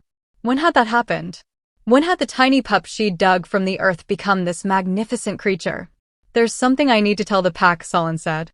A vision I've been holding back. What is it? The prophecy isn't finished. The buried rising was just the beginning. There's more. A choice coming that will define not just our pack, but the future of all packs. They walked together to the great hall. The pack was already gathering, drawn by something they couldn't name. They felt it too. The change in the air. The sense that something momentous was approaching. Harlan stood when he saw Solin's eyes. By the old gods. The moon sign is complete, Solin announced. And with it comes the final part of the prophecy. The part the elders never recorded. The part they were too afraid to speak. Everyone leaned forward. Waiting. We've proven that a pack can survive without culling the weak. That strength comes in many forms. That mercy isn't weakness. But that's not enough. Solin's glowing eyes swept the hall. We have to share this. Spread it to other territories. Show all packs that there's a better way. That's suicide, someone protested. Other packs will see it as an invasion. An attack on their traditions. Perhaps. But it's also the only way to ensure what we've built survives. If we stand alone, we'll eventually fall. Other packs will unite against us, destroy what we've created to prove their old ways work better. Solin's voice was gentle but firm. But if we spread, if we help other packs see what's possible, then we create something that can't be destroyed. A movement. A change that's bigger than any one territory. You're talking about revolution, Varric said slowly. About challenging every alpha, every elder, every tradition in every pack. Yes, they'll fight us. Kill us if they can. Some will. But others will listen. Will see their own lost pups in our story. Will recognize themselves in the Omegas who rose. Will want better for their children. Solin looked at Senna. It starts with one wolf refusing to let another be buried. Refusing to accept that weakness deserves death. We were that one wolf. Now we become many. Senna felt the weight of his words. The enormity of what he was proposing. This is what you saw, she asked. What you've been preparing for. Yes. And I know it's terrifying. I know many of you will die trying to spread this message. I know we'll face resistance that makes Mortius look gentle. His glowing eyes met each wolf in turn. But I also know it's right. That it's necessary. That our children and their children deserve a world where they're valued for who they are, not just how hard they can bite. When? Harlan asked simply. Soon. Within the next full moon. We'll send ambassadors to neighboring packs. Not armies. Not threats. Just wolves willing to share their stories. To plant seeds of change. And if they kill the ambassadors, then we send more. And more. Until someone listens. Until the message spreads beyond our control. Until every pack faces the same choice we did, evolve or repeat our mistakes forever. The hall was silent. Then the scarred she-wolf stood. I'll go. I'll be the first ambassador. I'll tell them about my daughter. About how the old laws took her from me. About how no parent should have to hear their child crying from a burial trench. Another wolf rose. I'll go too. I was Omega. Now I hunt with the warriors. I'm living proof that the old ways were wrong. More wolves stood. Young. Old. Former Omegas and born warriors. Believers in the new order willing to risk everything to spread it. Senna looked at Solin. You knew this would happen. Saw it in your visions. I saw the possibility. but they had to choose it themselves. That's the whole point. Real change only happens when wolves choose it freely. If you've made it this far in the story, you're part of something special. This journey from a buried pup to a revolutionary movement shows what's possible when we refuse to accept cruelty as necessary. Hit that subscribe button to see how this transformation spreads, and leave a comment about which character's journey resonated with you most. The first ambassadors left under the new moon. 12 wolves, each carrying a different story. Each representing a different aspect of what the Blackbriar Order had become. Senna watched them go with her heart in her throat. Some of them wouldn't return. She knew that. They knew that. But they went anyway. "Come with me," Solin said, his voice entering her mind gently. "There's something you need to see." They walked to a part of the territory Senna had never explored. Deep caves that went far below the vein hollows where she'd once hidden Solin. Down here, the darkness was absolute. Even Solin's glowing eyes provided only the faintest illumination. "Where are we going?" "To the source. The place where the moon sign power originated. Where the first marked wolves learned what they were meant to do." The cave opened into a vast chamber. And there, carved into the living rock, were stories. Images of wolves throughout history. Wolves with the spiral mark. Wolves who'd tried to change their packs and been buried for it. Hundreds of them. Thousands, maybe. All killed before they could fulfill their purpose. "This is what Torvald feared," Solin said. Not the power itself, but what it represented. The moon sign appears when packs have strayed too far from their true purpose. When they've forgotten that strength means protecting, not destroying. It's a correction. A reminder. "So you're, what? A tool? Something created by ancient magic to fix broken packs?" "No. I'm a choice." Solin's glowing eyes fixed on her. Every generation could choose to listen. Could choose to change. But they killed us instead. Buried the message before it could spread. For centuries. Senna traced her fingers over the carved images. "Until I dug you up. Until you refused to let fear win. You broke the cycle. Gave the moon sign a chance to finally do what it was meant to do. Which is, show wolves what they could be. What they're meant to be. Not solitary hunters. Not cruel survivors. But something more. Something connected." He gestured to the carvings. Every moon sign wolf saw the same vision. A future where packs work together. Where strength is shared, not hoarded. Where wolves thrive, not just survive. That's impossible. Packs have been fighting each other since the beginning. Because we taught them to. Because we convinced ourselves that territory and dominance were all that mattered. But what if we were wrong? Solin turned toward her fully. What if the old ways were just the scared response of wolves who didn't know better? Who hadn't seen what cooperation could accomplish? Senna thought about the past months. About how the pack had grown stronger by accepting different kinds of wolves. How problems that seemed impossible became manageable when everyone contributed their unique strengths. "You're talking about uniting packs. Not through conquest, but through, what? Friendship? Alliance. Through recognition of shared interests. Shared threats. Shared futures." Solin's voice carried absolute certainty. "The world is changing, Senna. Humans expand their territories. Natural prey becomes scarce. Old enemies grow bold. Packs that stand alone will fall. But packs that work together? That share resources and knowledge and protection? They might survive what's coming. The elders will never accept it. Too many alphas who measure their worth in how much territory they control. Then we show them a better way to measure worth. By how many wolves they protect. How many pups grow to adulthood. How secure and prosperous their pack becomes when they cooperate instead of compete." Footsteps echoed from the cave entrance.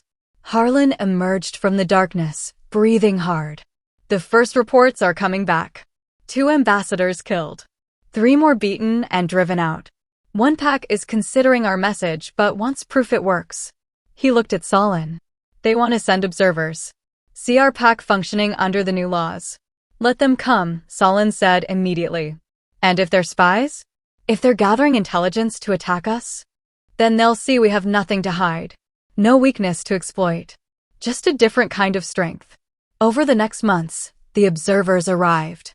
Suspicious wolves from traditional packs, expecting to find chaos and vulnerability. Instead, They found discipline. Purpose. Wolves working together not because they were forced to, but because they'd chosen to. They saw former Omegas leading hunts. Saw pups with disabilities thriving instead of being culled. Saw a pack that was growing while others stagnated or declined. One by one, the observers returned home with troubling news for their alphas. The reformed Blackbriar Order wasn't weak. It was different. And difference was far more dangerous than weakness, because it raised uncomfortable questions. If one pack could thrive under new laws, what did that say about packs clinging to the old ways? Some observers embraced the message, returned as ambassadors themselves, spreading the vision to their own territories. Others rejected it violently, trying to prove through force that the old ways were superior. War came to Thorwake territory 6 times in those months. 6 different packs trying to crush the upstart reformers. 6 times they were repelled, not through superior violence, but through superior coordination. Through wolves fighting for something they believed in rather than being forced to serve. The 7th attack never came. Because by then, 3 neighboring packs had adopted versions of the new laws. Had created a network of allied territories that made attacking any one of them tantamount to attacking all of them. The movement was spreading. Senna became ambassador to the territories, carrying her story of rising from Omega to First Guardian. Showing wolves that change was possible. That they didn't have to accept cruelty as inevitable. She was attacked twice. Beaten once. But she kept going. Kept sharing. Kept planting seeds. Solin remained at Thorwake, the center of the growing network. His visions guided strategy. His wisdom settled disputes. His very existence proved that the buried could rise and thrive. On the first anniversary of his eyes opening, representatives from 12 packs gathered at Thorwake. Not to declare war or negotiate territory, but to discuss cooperation, to share knowledge, to build something unprecedented. An alliance, not of conquest or domination, but of mutual protection and prosperity. They called it the Moonsign Accord. Harlan stood before the assembled alphas, reading the terms they'd agreed to. No pack will cull pups for physical differences. No pack will abuse or discard its omegas. No pack will attack another signatory without provocation. And all packs will share resources in times of need, recognizing that we survive together or fall alone. Not every alpha signed. Some walked away, disgusted at the idea of sharing power or resources. Others signed reluctantly, afraid of being left behind. But 12 packs signed. 12 territories representing thousands of wolves choosing a different path. It was a beginning. That night, Senna found Solin on their cliff. Their place. Where so much had changed. We did it, she said softly. We actually did it. We started it, Solin corrected. But it's far from over. There are hundreds of packs that haven't heard our message. Thousands of wolves still living under old laws. This is just the first step. How long will it take? To change everything? Generations, probably. Real change is slow. But that's okay. We're not trying to force it. Just showing it's possible. Letting wolves choose for themselves. Senna leaned against his shoulder, feeling the warmth of his fur. The steady beat of his heart. Do you remember the burial trench? She asked. When I dug you up? Every moment. Every handful of dirt. Every second I thought I wouldn't make it. I was so scared. Thought I was saving one life and didn't realize I was changing thousands. You were saving one life.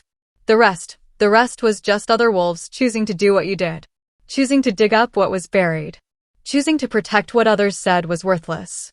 They sat in comfortable silence as the moon rose. Full and bright, casting silver light across the territory that had once demanded perfection and now celebrated difference. Below, in the great hall, the accord was being celebrated.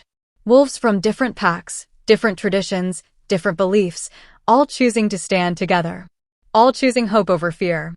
Growth over tradition. Future over past. The prophecy was right, Senna said. The old order did fall. But what rose in its place was better. Not just better. More true. Solin's glowing eyes reflected the moonlight. This is what we were always meant to be. Not solitary hunters. Not cruel survivors. But wolves. Together. strong in our connections, not just our fangs. Senna thought about the journey. About a tiny pup buried alive. About the Omega who refused to walk away. About the Alpha who chose principle over tradition. About the Beta who learned to question his beliefs. About the thousands of small choices that had led to this moment. Thank you, she whispered. For what? For being worth digging up. For being worth fighting for. For showing us all what's possible when we refuse to accept cruelty as necessary. Solin pressed his head against hers. No, thank you. For giving me the chance to prove it. For refusing to let the darkness win. For being the first wolf to choose differently. Behind them, the celebration continued. Songs rose into the night. Stories were shared. Bonds were formed.